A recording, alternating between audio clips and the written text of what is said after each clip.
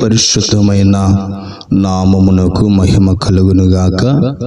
మరొక ఉదయ కాలము ప్రభునందు ప్రియులైన మీ అందరికీ శుభాలు తెలియచేయుచున్నాను. దేవుడు మిమ్మల్ని ఆదరించునుగాక. యెషయా పుస్తకములో 38వ అధ్యాయము 5వ వచనములో మనము పరిశుద్ధ గ్రంథమును గమనించినప్పుడు, నీవు కన్నీళ్లు విడుచుట చూసి తిని నీ ప్రార్థన నేను అంగీకరించి ఉన్నానని అక్కడ రాయబడి ఉంటుంది. ఈరోజున దేవుని బిడ్డలారా, ఏ పరిస్థితిని బట్టి నీవు కన్నీళ్లు విడుచుచున్నావో, నీ కన్నీరు నీ తల్లిదండ్రులు చూడకపోవచ్చు, కట్టుకున్నవారు నీ కన్నీళ్లు గుర్తించకపోవచ్చు, కడుపును పుట్టిన వారు ఏ విషయంలో నువ్వు విలపిస్తున్నావో ఆ విషయాన్ని అర్థం చేసుకోకపోవచ్చు. కానీ కన్నీళ్లు విడుచుట పరమందున్న దేవుడు చూసి నీవే విషయంలో విలపిస్తున్నావో ఆ విషయాన్ని దేవుని దృష్టిలోకి తీసుకొని ఘనపరచగలిగిన దేవుడు నీకు ఉన్నాడు. అనేకులు వారి సమస్యల్లో, వారి బాధల్లో కన్నీళ్లు విడుస్తూ చివరికి వారి జీవితం మీద విరక్తి కలిగి, ఇంక నేను చనిపోతే బాగుండు, నేను బ్రతకటం వేస్ట్ అని నిర్ణయాలు తీసుకొని తొందరపడి వారి జీవితాన్ని ముగించే వాళ్ళు అనేకులు లోకములో కలరు.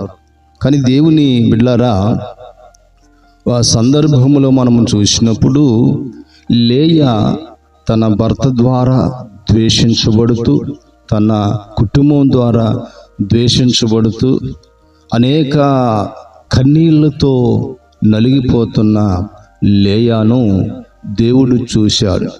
తన తండ్రి చూడలేదు, తనను కట్టుకున్న తన భర్త చూడలేదు, తన తోడబుట్టిన తన చెల్లి కూడా లేయా కన్నీళ్ళు అర్థం చేసుకోలేదు. కానీ సృష్టించిన సృష్టికర్త లేయా యొక్క కన్నీళ్లు చూసి ఆ కన్నీటి నుంచి విడిపించి లేయాను భాగ్యవంతురాలుగా మార్చాడు. అదే దేవుడు నీ పరిస్థితులను కూడా మార్చగలడు. ఒక సందర్భంలో రోగము చేత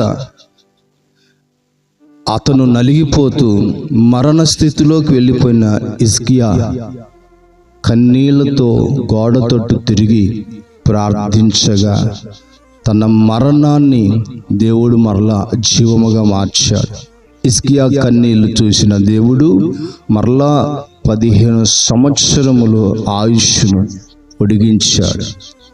తన ప్రజలు నశించిపోవచ్చున్నారని, తన జాతే భూమి మీద తుడిచివేయబడుతుందని ఆ భారము కలిగి గోనెపట్టు కట్టుకొని ఉపవాసముండి కన్నీళ్లతో రాజగుమ్మములో విలపిస్తున్న మొర్దెకై యొక్క కన్నీళ్లు దేవుడు చూశాడు. దేవుడు చూసి ఆ కన్నీటిని చూసిన దేవుడు రాత్రికి రాత్రే శాసనాలను మార్చి, రాజుగారి యొక్క శాసనాలను మార్చి తన జాతిని రక్షించిన దేవుడు. ఈరోజున ఏ విషయంలో నువ్వు కన్నీళ్లు కారుస్తున్నావో అది దేవుడు చూస్తూ ఉన్నాడు. కష్టపడి పంట వేసి ఇదిగో చెయ్యి దాకా వచ్చిన ఆ పంట పాడైపోతుందని, నోటికి అందలేదని కన్నీళ్లు కారుస్తున్నావా? పిల్లల యొక్క భవిష్యత్తు కొరకు కన్నీరు కారుస్తూ ఉన్నావా? వారి వివాహముల కొరకు కన్నీరు కారుస్తున్నావా? వ్యాపారములో నష్టం వచ్చిందని కన్నీళ్లు కారుస్తున్నావా? ఎక్కడ వెళ్ళిన అపజయాలే కలుగుతున్నాయి అని కన్నీళ్లు కారుస్తూ ఉన్నావా? నీ కన్నీటిని చూసిన దేవుడు, నీ కన్నీటిని నాట్యముగా మార్చగలిగిన దేవుడు ఉన్నాడని సంగతి మర్చిపోవద్దు. ఆ కన్నీళ్లలో నీ జీవితాన్ని ముగించుకోవటానికి సిద్ధపడవద్దు. ఈ రోజున దేవుని మాటగా నీ వద్దకు వచ్చిన మాట ఏంటంటే, ఈరోజు నీకు నష్టం కలగవచ్చు, ఈరోజు వ్యాధిలో ఉండవచ్చు, ఈరోజు ఇది అయిన వారి ద్వారా ద్వేషించబడుతూ ఉండవచ్చు, ఈరోజు అనేకులు నీ నాశనాన్ని కోరి ఇదిగో నేను బాధించవచ్చు. రేపు అనేది ఒకటి ఉందిగా, రేపు అనేది నీది అయి ఉండొచ్చు, రేపు అనేది నువ్వు ఘనపరచబడిన రోజు అయి ఉండొచ్చు, రేపు అనేది నీ ఆశీర్వాదము కావచ్చు, రేపు అనేది నేను భాగ్యవంతురాలుగా మార్చే రోజేమో. కనుక రేపు అనేది ఉందిగా, కనుక విలపించక ప్రభు వైపు చూస్తూ నీ ప్రార్థనలు దేవుడు విన్నాడని విశ్వాసముతో ఆయన వైపు చూద్దాం. దేవుడు నీ కన్నీటిని నాట్యముగా మార్చునుగాక. పరిశుద్ధాత్ముడా నీకు స్తోత్రాలు. ఇదిగో మాతో మాట్లాడారు, మా కన్నీటిని నాట్యముగా మార్చువాడు. అనేక భక్తులు కన్నీరు కార్చగా వారి కన్నీరును చూసి వారి ప్రార్థనను విని వారి పరిస్థితులను మార్చిన దేవా, ఈ ఉదయకాలమునైనా నీ పిల్లల విషయంలో ఏ విషయంలో కన్నీరు కారుస్తూ నలిగిపోతూ ఉన్నారో వారందరినీ నీ మాట ఆదరించునుగాక, నీ మాట బలపరచునుగాక.